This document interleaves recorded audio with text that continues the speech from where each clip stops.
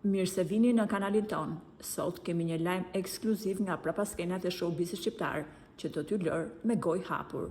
Muajsh, fansat dhe mediat kanë vënë re diçka vërtet të çuditshme në pamjen e një prej reperëve më të pëlqyer, Ledri Vulës. Çfarë po ndodh realisht me trupin e tij dhe cili është sekreti që raportet mjekësore po përpiqen të zbulojnë? Qëndroni me ne deri në sekondën e fundit, sepse sot do të zbulojmë të gjithë të vërtetën e fshehur pas njollave misterioze që po përhapen me shpejtësi në lëkurën e artistit. Reperi Ledri Vula po përballet prej kohësh me një sëmundje të pashërueshme të lëkurës që po ndryshon plotësisht pamjen e tij publike.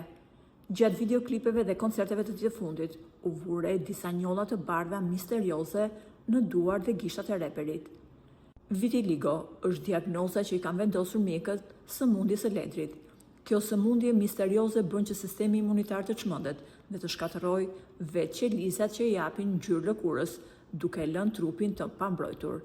Edhe pse nuk ka asnjë kur përfundimtare në botë për këtë sëmundje, vipat e prekur jetojnë me frikën e vazhdueshme se një stres i vetëm mund t'u zbardhë lëkurën brenda natës. A mendoni se kjo sfidë të ndikojë në karrierën e tij?